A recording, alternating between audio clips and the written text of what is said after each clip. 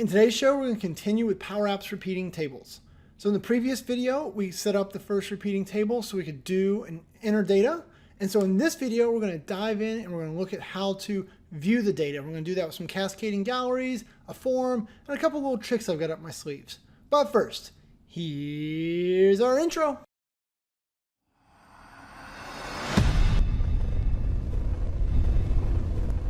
Hi, my name is Shane Young with PowerApps 911.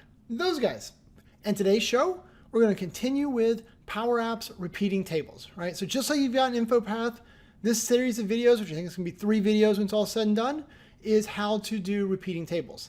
In the first video, we set up the repeating table so that we could do the data entry. So our users could go through, add some data, right? We looked at how we did that with a combination of forms and galleries. That video got to be a little too long, so we stopped that one. And so now in this video, what we're going to do is we're going to jump in here and we're going to look at now how do we view that data. And so we're going to do that by taking a couple of galleries. We're going to make them cascade. We're going to do a form at the bottom. We're going to have a save button, a delete button. We're going to account for a bunch of changes. So some of it will be pretty straightforward and some of it will be a little tricky because that's what these videos do. Sound like fun? It does to me. So let's just get started. And to get started, we'll switch over here on my desktop. And over here on my desktop, then what we're going to do is we're going to dump right from the start where we left off in the last one. And there's a link to that video below if you don't know where that video is all about. And so we're going to insert a button. No, yeah, we will. No, we'll copy this one. We'll say Control-C, Control-V. Boom. We got button number 2.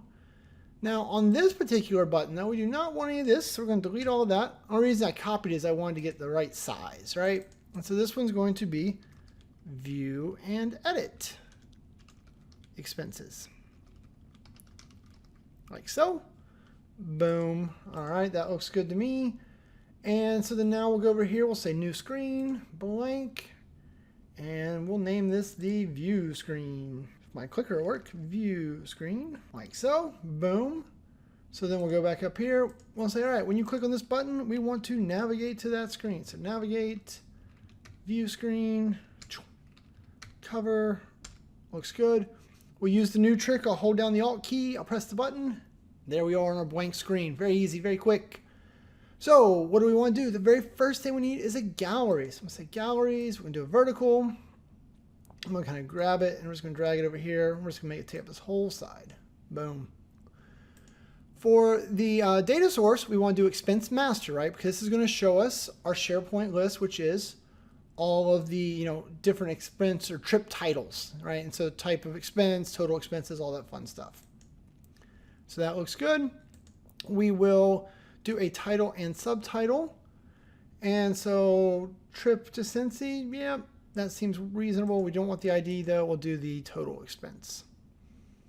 All right, good, good.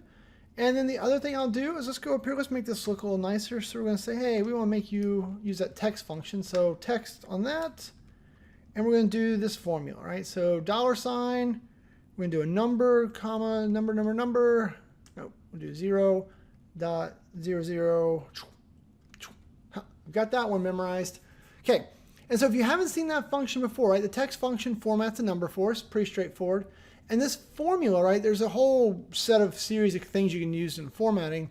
But what this says is I want a $sign at the beginning, and then I want number signs, or numbers. If I have numbers, I want to put a comma in there. So that's what all these 3 are. So they're all optional.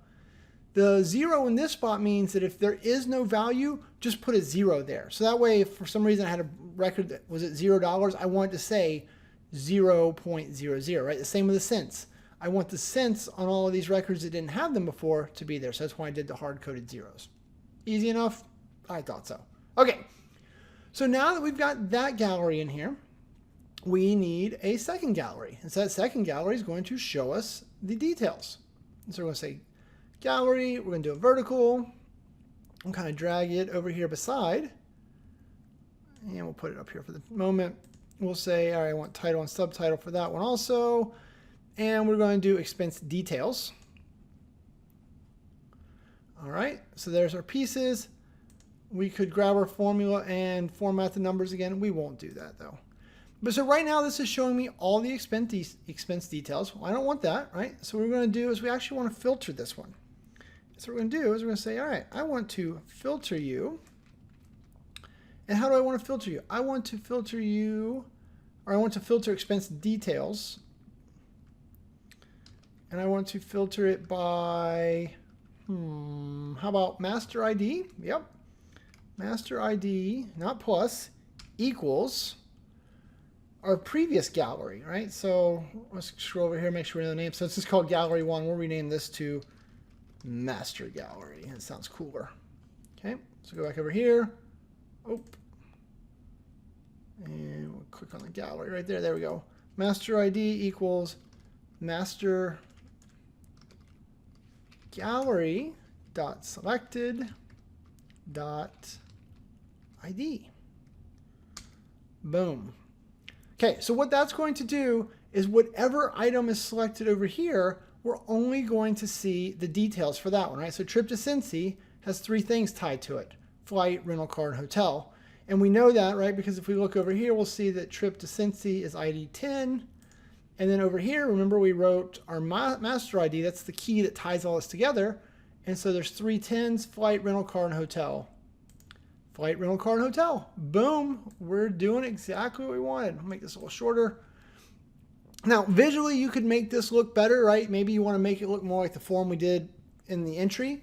Maybe you want to make this, have some color coding, shading. That's the fun thing about using galleries. I get you here, I'm going to get the data connected, and you guys can format these and make them look much nicer as you want. Now, I am going to make a few changes, though. Actually, I'm going to grab this gallery right here. We're going to kind of pull it down. I think it's weird that they line up so well.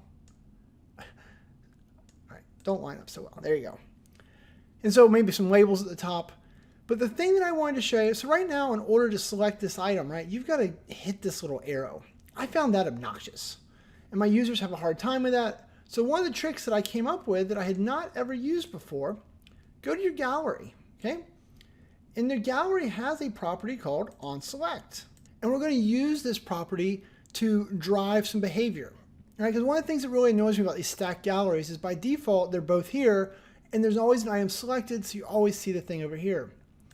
So what we're going to do is we're going to say, all right, onSelect, anytime someone selects this gallery, so clicks on any of my cards, I'm going to update a variable. We're going to call it, we'll put the curly braces in there, we're going to say show gallery 2, right? That's the name of our gallery, and we're going to set that to true.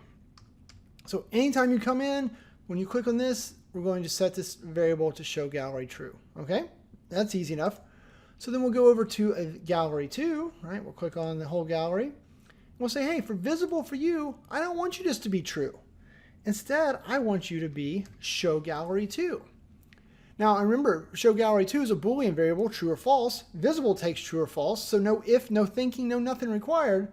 It's just simply whenever you click on this one, it'll make the variable true, and then we'll show over here. So let's give that a try. So hit play. Let's click on Taco. Boom. Monitor, keyboard, looks good. Trip to Redmond. Boom. Now, and notice I don't have to click this arrow, right? My users have a hard time clicking here. Now, I leave the arrow here so that they're mentally thinking about clicking it, but in reality, I can click anywhere in this field because that was the way we went ahead and designed the app to make it work. So, all right.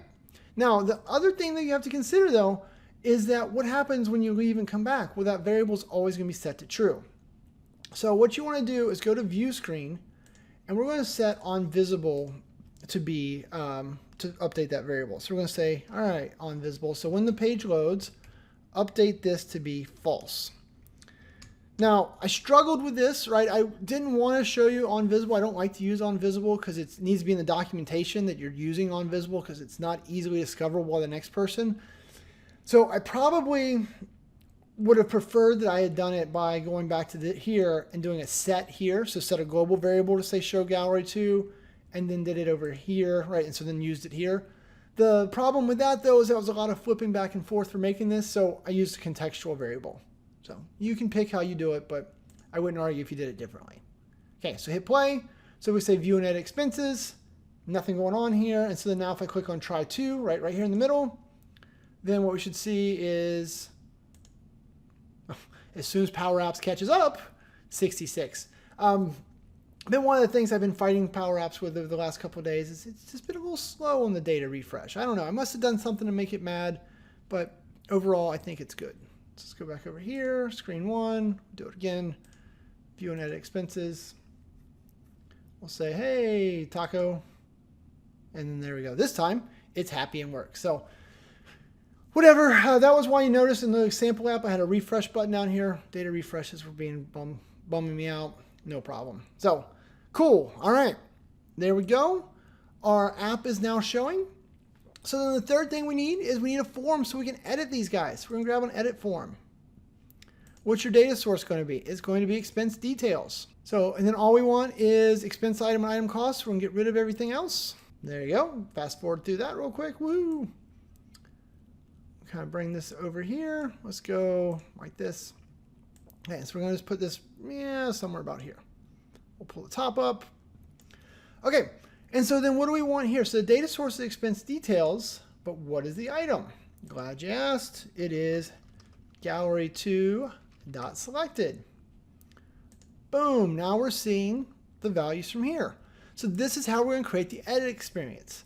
Now what we're probably gonna do is we'll come up here and we'll say, all right, let's get rid of this because we don't want an arrow. We'll throw a edit icon in here. Oh, nope, not there. Click on the card, make sure it's highlighted. Icons, edit, there you go. When you see the double, you know you did a good job. We don't really care where it's located. And so we're not gonna do, or just like we talked about before, I'm gonna make the whole thing on select, so I'm not gonna worry about setting just the edit pencil. So for my gallery, we're going to say on select, which is right over here. And so with this one, what I want to do is I'm going to make another variable. I'm going to say update context. And we're going to say this time, show form to, right? Great names, right? I want you guys to name yours the right thing. I just didn't want to spend time in the video doing it. And so we're going to set this to true also, just like that. And now you know what I'm going to do. I'm going to go here to this form. I'm going to say form, you are going to be visible. So right here, only when show form to. Boom, so it's blank right now. And then we also need to go back to our screen and say, all right, screen, update that one to false. And then also make sure that we update show form to false. So then that way we're setting it. Cool, okay. So let's go back to the home. Let's put ourselves a back button here so I don't keep having to navigate that way. Button. We'll call this home. What is this button going to do? It's going to navigate us. Navigate us. It looks like I named that screen 1. Good job, Shane. Way to be responsible and name your stuff. Tis, tis, tis. All right. So let's hit play. Let's go back to the home screen. Let's view and edit expenses. Nothing showing. Let's click on trip to Redmond. Boom, there's our trip to Redmond. Let's click on cars. There you go. Okay, so now we're showing all the things only as users click on it, which is what we wanted. Now what we need to do is we need to worry about saving the edits. Now, you think you know the answer to this saving the edits thing, but I'm going to tell you it's a little bit harder than you think it is because we have to do two things. We need to save the edits, easy, but we've got to update this master expense. And it turns out that's a lot harder than I thought it was. And it would be a lot easier to do. There's functions that would help us with that. But because we're using SharePoint as a data source, we have to make sure that we're using delegatable functions. Guess what? The sum function that I wanted to show you how to use, that I used in my first example, it is non-delegatable. So it doesn't work if your list has more than 500 items. I can't show you how to build a solution that has more than or less than 500 items. So we're going to solve the problem and avoid delegation because those blue little icons, those are sad panda stuff. So what I came up with, you ready for this? Is we're going to add another card. So we're going to click on our form. We're going to say fields. We're going to say, I want to add a custom card. Okay. Boom, just like that. We'll close this. Oh, no, no, no, no. Why are you being rude like that? Form, 3 selected. We want 2 columns. Thank you. Okay, so then now we've got our custom card down here. We're going to make it smaller. And that way we can make our form smaller again. And so what I'm going to do is I'm going to put a field here, or a label here. So we're going to say insert a label, just like that. And so this label is going to have to do the math for me because I'm going to need this data later. And so we're going to change this name to be expense change. Oh, but I will type it like that. Expense change. Boom. Okay. And so what's going to go in here is two things. And those two things are, we're going to pull in the current selected. So we're going to say, all right, master gallery, I need the currently selected costs, right? And so that's going to be all the way down here at the bottom, total expense. Okay, right, so that's the 1405.23. Got it. But then we're going to subtract from that whatever is currently in item cost, right? So 1062, or so it was 1405 minus 343. You're going to have to trust me, that is 1062. Got it? Okay. But then we're going to add back to it whatever they type into this card. So the name of this card right now is, we'll call this our expense card to make this easier. Okay. So back over here, back right here, plus expense card. Okay. And so right now you can see that it's 1405.23, which is what it should be. But if we'll hit play, if I came in here and I said, oh, you know what? I don't like those 23 cents on this item. So that changes it to 1405. Or if we're like, oh, that really cost $500, right? Now it bumped us up to 1562. So the reason that this label is here right now is so that you can trust me and see that this math works. But this is how we're going to calculate if they edit the item cost. This is where we're going to figure out what that delta is so that we can write that back over to our master gallery where we keep up the expense. Right? In the first example, we were using a collection, so we could use sum to calculate that. But we can't use sum because this is a SharePoint list now. It's not just a collection, it's a SharePoint list. So we've got to do this fancy math. Right? Are you kind of with me? I know it's a little weird, but trust me, you need this, and you're going to see where we use it in just a second. And then once we're comfortable with it, we can just hide it so we don't need it anymore. Okay? So we got our form. I've done all the things I need to do to it. So I'm going to click on button, and I'm going to drag a button down here. Oh, I do not want the button on the card, so we're going to delete that button. Go right here. We're going to say I need a button. There we go. We'll drag it down here, and we're going to say save. Okay? Now, this button, though, we only want it to be visible if show form true or show form 2 is true, right? So, boom, it's visible. All right. And then when you click on it, what do we want to do? Well, we need two things to happen, but we're going to only do one when you actually click on it. So, on select, we're going to clear all that out. Move my mouse and say we want to submit form, and we want to submit form 2, right? That should make sense. So whatever changes they make in here, when they make those changes, we want to push those back into our SharePoint list. Got it? Once that's successful, then I need you to go here to Form 2. I'm going to say, all right, Form 2, on your success, we need to do some things to celebrate how smart you were, Form 2. And so the first thing we're going to do is we're going to patch expense master. And what are we going to patch? We're going to patch, or what item I should say, we're going to patch master gallery dot selected. Right? So whatever record they clicked over here, that's the one I want to patch. And what are we going to patch? Well, all we have to do is update total expense. And what do we need to set total expense to? We need to set it to expense change, right? So, back up here on my form, total expense, you're going to be expense change like that. And then we will close our curlies, close this, and then bammo whammo. Okay, so the idea is that in this scenario, if I made this change, we will update this item to 500, and then we'll update this to 1562. Okay, let's walk through that and make sure this all works and makes sense. Heck, I might have a typo in here. I might have to come back and fix it. I'm kind of nervous that this is going to want to be a value. You know what? We're just going to save that. We're just going to make that a value right now to avoid it being mad at me. So value dot boom. Now I know it won't work, or now I know it will work. No, that won't work. Okay. So let's start over. Let's check this out. So go back to, we'll say play. Take me to home. View and edit expenses.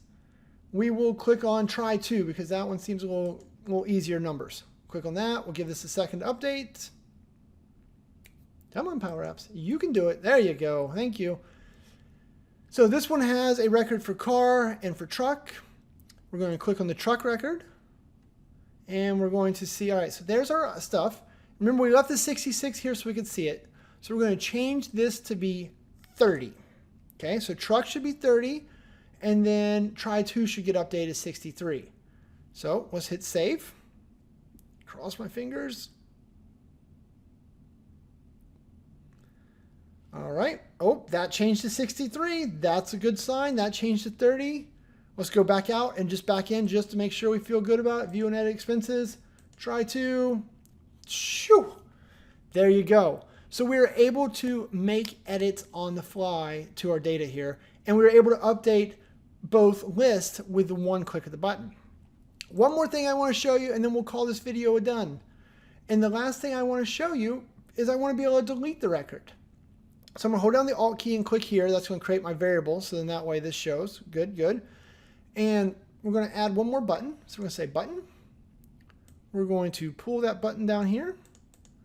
We're going to say button, your name is delete, right? I want to be able to delete expense items. Right? I have this 0 row. I want to delete that out. So the way we're going to delete that button or that out is when you click on that, we're just going to say remove from where? From expense details.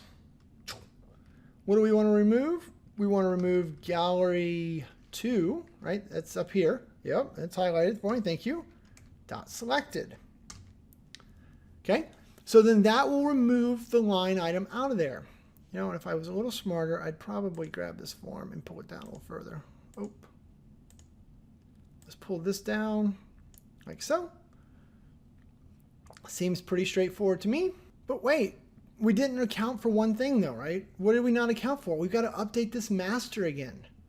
Ugh, always something else to do, right? So the remove is the correct thing to get rid of the item, but we got to update master. So we're going to have to do another patch. So let's do a semicolon here to kind of get rid of the grumpiness. We'll say patch. And what do we want to patch? We want to patch expense master, right? So we want to patch that guy over there. That makes sense. And what item do we want to patch? We want to patch the one that is update or is currently selected. So we're going to say like this. We're going to say master gallery. Boom. And what item do we want to do? Well, we need to change his item cost. So we're going to say, all right, or your total expense. Total expense. All right, so what's it going to equal? Oh, this took me a few minutes to figure out last time I did this. And what it turned out, the way to do it is we're going to say we want it to equal gallery master dot master gallery. It would help if I typed right. Master gallery dot selected dot item cost, or not item cost, total expense, right? So we're going to take its current total expense and we're going to subtract from that expense detail or the gallery 2 dot selected dot line or item cost. We'll close that and that. All right, so it's a little mad. What's it mad about? Oh, because we want master gallery dot selected here. There we go. Okay, so let's talk about this for a second just to make sure it makes sense to you. So we're going to patch expense master, right? So that's our master list. That's this column or these items. We're going to patch whichever one we selected, right? 'Cause that's how we got here. We clicked here, we clicked here, we clicked here. So whichever one we selected, we're going to update total expense to equal, right? That's what the colon means. Master gallery selected total expense. So whatever the number was here, minus whatever the item cost was. So if we got rid of truck, then we would reduce this one by $30. Once we've done all of that, then we're going to remove the item out. So I know that's a lot. So let's back up and let's try this again. Okay. So we'll go back up here. We'll say play. We'll say view and edit expenses. We will click on try to because that's the one we're playing with. And so I want to get rid of this 0 record. Now I need to hide this delete button. Remind me to do that in a second. Click 0. So that's one showing. We're going to say, hey, you gotta go. So delete. Now what I would recommend that you do is on those on that delete is I would watch my pop-up video. I'll hopefully leave a link to that below and make a pop-up and say, are you sure you want to delete, right? I hate to have a delete that just goes on the first button press because accidents happen. But so let's fix delete real quick also, right? We're not going to put the pop-up in because you don't want to watch me do that right now. There's a whole video on that. But we're going to say you are, whether or not it's visible, it's show form 2. And then the last thing we want to do that now that we're comfortable that this is processing right, that it's making the deletes and things the way we want, what I want to do is I'm going to take this card and I'm just going to hide it. So I'm going to say, all right, data card 1, I want to have your visible property just be false, right? So we're just never going to show that one. So we'll pull this back up so we don't need the room anymore. But then that way they don't see that, but that's where we were doing the math to kind of validate that things were working. It's pretty typical, right? I put a lot of things on the screen that give me something to look at and see so I can think and do, and then when I'm done, I hide them or get rid of them just depending on what their needs are. But I think that gets you everything that you needed to delete and see. Let's just do it one more time, make sure I feel better.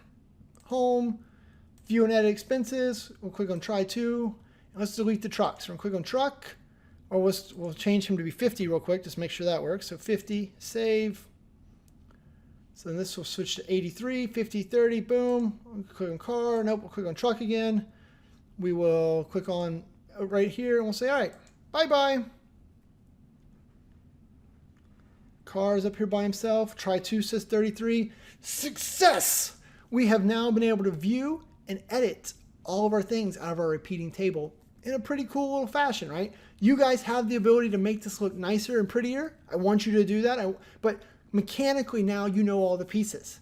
So in the last video, what we're going to do, right, a little preview of what's to come, is we're going to jump over there. We're going to go back to our data entry form, and we're going to add the inline editing there, right? So it turns out that it took a lot of hoops to have the edit and the save and all those types of buttons. So a bunch of contextual variables again, woohoo! But we'll do that in the next video to kind of finish up this series on all things that are repeating tables. If you have any questions about any of this, you know where to get me, right? You can hit me up at PowerApps 911. You can tweet me at Shane's Cows. Leave comments below. I respond to those all the time. I get hundreds of those a week, it seems like these days, which is great. Keep leaving comments. And then finally, I would just remind you, click the subscribe button over here. I always appreciate that. So thanks and have a great day. Hey, it's me again. If you get a chance, remember to hit the subscribe button. If you want to work together, click on the old PowerApps 911. Always happy to do work with you, for you, by you, whatever makes you happy. If you need a link to the video that is the next in the series, it's about right here, or somewhere else on the screen is the PowerApps All Up playlist if you want to see it. All right? Thanks, and have a great day.